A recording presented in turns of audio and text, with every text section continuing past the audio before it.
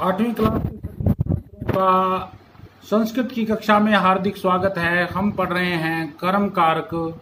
हमने पहले कर्ता कारक के वाक्यों के बारे में जाना और ये जाना कि कोई भी काम करने के लिए कर्ता स्वतंत्र होता है और उसमें प्रथमा विभक्ति का प्रयोग होता है। अब है कर्म कारक की। कर्म कारक में द्वितीया विभक्ति का प्रयोग होता है और कर्ता ने कर्म को, अर्थात हम को संस्कृत में मैं से दर्शाते हैं। कर्ता जिसको सबसे अधिक पसंद करे वाक्य में, उस शब्द की कर्म संज्ञा होती है। संस्कृत में कहा है कर्तुर इप्सित तमम कर्म, अर्थात कर्ता के मन चाहे पद की, शब्द की कर्म संज्ञा होती है। अब इस बात को समझाने के लिए आपको कुछ वाक्य यहाँ दिए गए हैं प्रश्न के और उत्तर के माध्यम से, आप इन्हें समझें। यहाँ पहले यहाँ से समझना शुरू करते हैं। अवगच्छन्तु, समझें। यदा क्रिया भवति, जब क्रिया होती है, अथवा या कर्ता क्रियाम करोति, कर्ता क्रिया को करता है, तदा किमपि कार्यम अपि सिद्ध्यति, तब कुछ न कुछ काम तो होता ही है। अधोलिखितान प्रश्नान तेषाम उत्तराणि च पठन्तु, नीचे दिए गए प्रश्नों को और उनके उत्तरों को पढ़ो और समझो। पहला प्रश्न क्या दिया है, देखो। गायकः, गायक, किम करोति, क्या करता है। दूसरा प्रश्न है लेखकः किम करोति। तीसरा प्रश्न है रामः किम करोति। चौथा प्रश्न है सीता किम करोति। पांचवा प्रश्न है कवि किम करोति। और छठा प्रश्न है अम्बा यानी माँ, माता किम करोति। अब यहाँ ये जो करते हैं, इनकी पसंद की बात है तो ही करते हैं, अदरवाइज तो क्यों करते।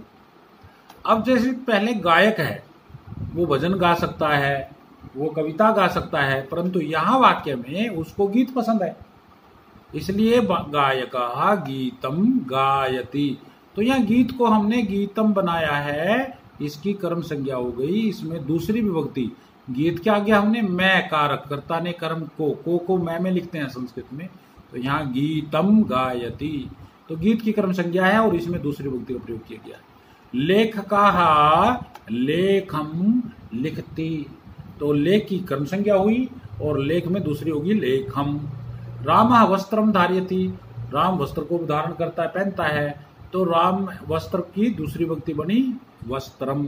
सीता पुस्तकम पढ़ती, तो सीता क्या पढ़ रही है, अखबार पढ़ सकती थी, कहानी पढ़ सकती थी, पर वो पढ़ रही है पुस्तकम, है ना जी। तो इसलिए यहाँ पुस्तक की क्या संज्ञा हुई, कर्म संज्ञा। और कर्म संज्ञा होने के कारण इसमें कौन सी विभक्ति का प्रयोग किया गया, दूसरी द्वितीय विभक्ति का प्रयोग किया गया, इसलिए सीता पुस्तकम पठति।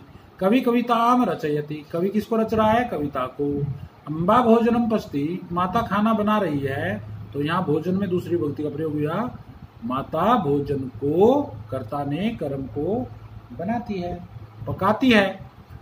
ऊपर लिखे हुए वाक्यों में गीतम, लेखम, वस्त्रम, पुस्तकम, कविता और भोजनम इत्यादि एतानि पदानि कर्म संज्ञकानि सन्ति, ये सारे के सारे कर्म संज्ञक हैं, इनकी कर्म संज्ञा होगी।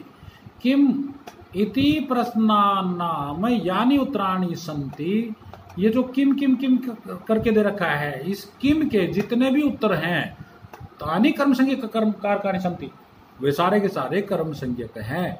और कर्म संज्ञक में तो आप जानते हैं दूसरी विभक्ति का प्रयोग होता है, अतः कर्म कारक के द्वितीया विभक्ति ही प्रयुज्यते, कर्म कारक में दूसरी विभक्ति का प्रयोग किया है। अतः अब आप जिससे कोई काम कहेंगे, कर्ता ने कर्म को, जिसको आप किसी को कुछ क्या क्या देंगे, उस तरह के वाक्य को बेस बनाते हुए आपने वाक्यों का निर्माण करना है। वह उसको देखती है, वह उसको पूछता है, वह उसको, को पे पॉइंट रखना है, तो वहां को की संज्ञा कर्म संज्ञा है और उस जो को की जगह आप प्रयोग करेंगे उसके आगे मैं संस्कृत में लग जाएगा, तो हमारी संस्कृत में द्वितीय विभक्ति लग जाएगी एकवचन में। इस प्रकार से हमारा यहाँ पर कर्म कारक पूरा हुआ। अब इसके बाद आगे बढ़ेंगे। तीसरा है करण कारक, लेकिन इससे पहले थोड़ा सा अभ्यास किया जाए। बालकाः पश्यन्ति, बालक देखते हैं, कर्ता ने कर्म को, बालक उद्यान को देखते हैं। तो यहाँ पर उद्यान को देखने के लिए हमने मैं वाला शब्द ढूंढना है। उद्यान के आगे उद्यानम जिसमें लिखा हो उसको हमने अपने प्रयोग में लाना है। तो यहाँ उद्यानम ये रहा पहला ऑप्शन। इसी तरह से आप दूसरा वाक्य देखें, छात्रा छात्रे, छात्रा छात्रे, लता लते, द्विवचन है जी। पढ़ता है, दो लड़कियां पढ़ रही हैं, तो क्या होगा, हमने मैं वाला शब्द देखना है। पाठेन नहीं चलेगा, पाठस्य नहीं चलेगा, पाठ के आगे मैं वाला देख लेना है बस। पाठम यानी छात्रे पाठम पढ़ता है, राइट आंसर गया। अच्छा यहाँ ना पाठम पाठौ पाठान, बालकम बालकौ बालकान, छात्रम छात्रौ छात्रान, ये आन की सेंस जहां मिलेगी वो भी प्रयोग किया सकता है। जैसे शिष्य आहवयति शिष्यान, अहम स्मरामि उत्तरम, बालिका कथयति अध्यापकम, सह पाठयति माम।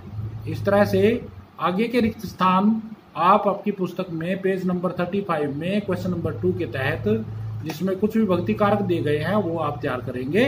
धन्यवाद।